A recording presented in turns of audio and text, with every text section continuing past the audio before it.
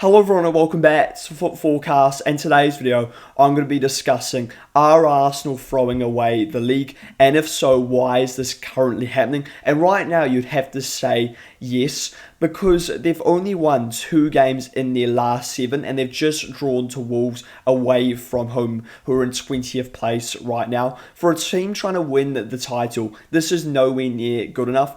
And City keep dropping points, but Arsenal just don't capitalise on this.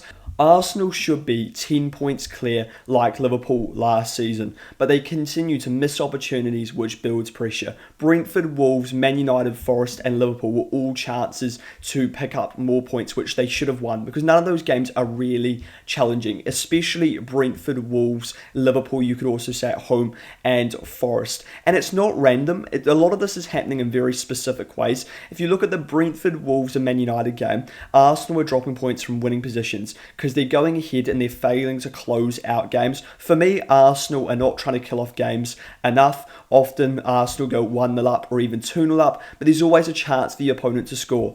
And in the Wolves game, they went 2-0 up and it should have been a simple win, but it's not. And why? Because Arsenal allowed Wolves back into the game. They lose control of the game because the tempo drops. Arsenal sit deeper and you give the opposition confidence. I don't know why they keep doing this. And Wolves had more possession in the second half of that game, and Arsenal only had 3 shots. That's an absolute disgrace. Wolves are 20th place in the Premier League, and they're not a side that looks to dominate the ball. That's because Arsenal were giving them the ball and giving them confidence. And the only way they were going to get anything from that game was by Arsenal doing this. If you're on the front foot and searching for the third and controlling the ball, Wolves don't get back into that game. Another example, the Man United game. Arsenal were completely dominant against Man United in that opening 25 minutes, but they decided to sit deeper, and this gave United confidence, and that changed the game. Title winners should be on the front foot, not on the back foot, especially in February, where there's still 11 games to be played. Another major concern is that Wolves are bottom of the league and they struggled that much and failed to win. So any other side in this league in theory can give Arsenal a decent game. There's no guaranteed wins now for Arsenal. So despite them having favourable fixtures, that seems to no longer matter because they're going to struggle against most opponents.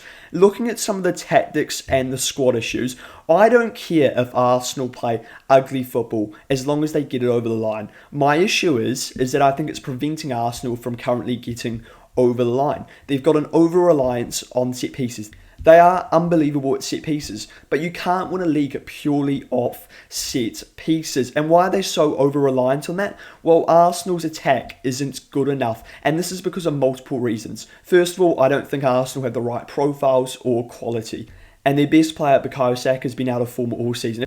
If you look at the other players in that attack, you go Noni Madueke, he's alright, but that's it. Then you look at the striker situation. I think Gyökeres is nowhere near good enough to start up front for Arsenal, and the only time I actually see him offer something is into the last 30 minutes of games in transition when you're leading 1-0. That's where Gyökeres seems to excel for Arsenal, at least offer something up front on the counter, and he's good in transition. We've seen this with Sporting.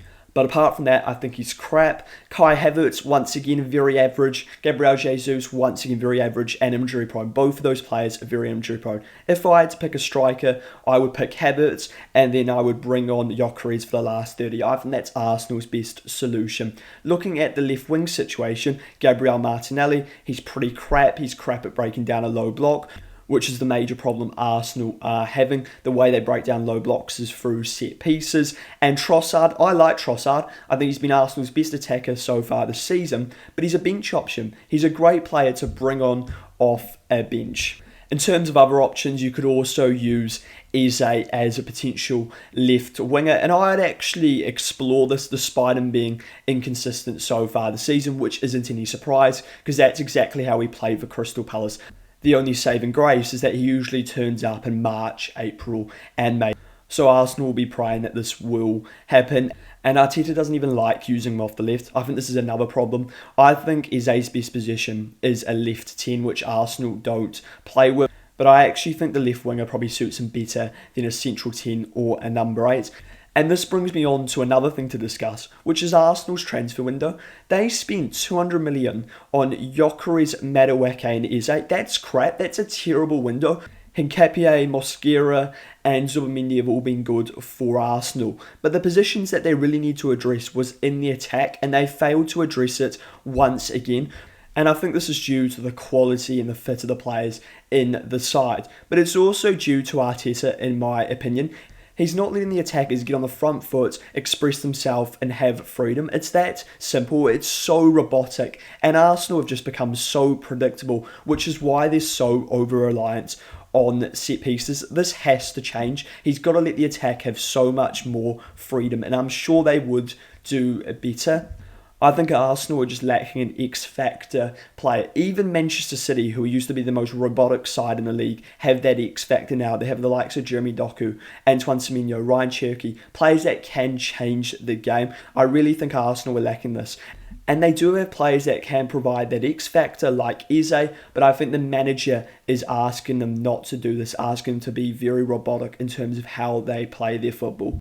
The final thing I want to talk about in this section is squad management. I think Arsenal have been better this season in terms of giving rest to some players, but players like Rice, Zubimendi and Timber have barely had a rest so far, and I think it's starting to show, specifically with Zubimendi and Timber. I don't think they look anywhere near as good as they did at the start of the season, and that's because I think they're just playing way too many minutes, and this shouldn't be a problem in February. He needs to give more rest to these players, and he can. He's got Christian Norgard on the bench. He's got Ben White on the bench. You could also play Lewis Scully in midfield. Arsenal have got the best squad depth in the league, but players still constantly pick up injuries because of playing too many games. He plays players through injuries. This needs to stop and change overall, because it's been a problem season after season, and he continues to not learn from this mistake. So then we're on to the next thing I want to talk about, which is defensive concerns. Arsenal are the best defence in the world. I don't doubt this at all. But they're vulnerable in key moments. We saw this against Wolves. We saw this in the final moments against Villa. And they just look so nervous in the final moments of games where they're holding on for wins. And this has resulted in mistakes happening. And for me, that's because of the mentality of the players. Their mentality shot because of what's happened in the last couple of years. And it's still really affecting them. Psychologically, when you fall short time after time, pressure builds, and it continues to build more every year. And that shows in the players as well as the manager. The players and the manager are excellent when they're not under pressure, but as soon as they go under pressure, they really struggle. And I've seen evidence of this since December when they played Wolves at home. Now, they did score a goal in the final moments of the game, but in the last 10 minutes when Wolves equalised, which forced Arsenal to go find another goal, they were so nervous.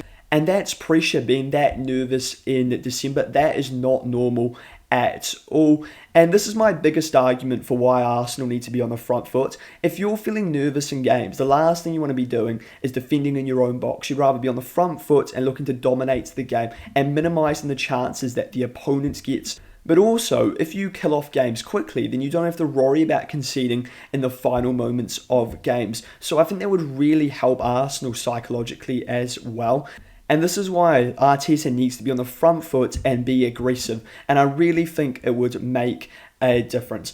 In 23-24, we saw Arsenal do this. They won 16 out of 18 games. And why? Because they were a positive side in most of those games. They dominated most games. They were scoring goal after goal. So it is possible for Arsenal to do this.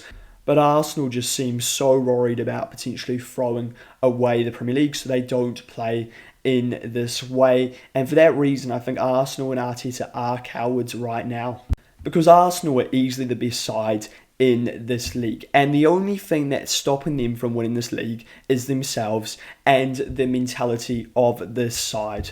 If they can find ways to deal with this or kill off games quicker, then they won't have to worry about this and they will win the league. Let me know your thoughts on this. Do you think Arsenal win the league? I did predict a couple of days ago that I think Arsenal will win the league, but I am starting to doubt this. And if you enjoy this video, subscribe to the YouTube channel as well as liking the video.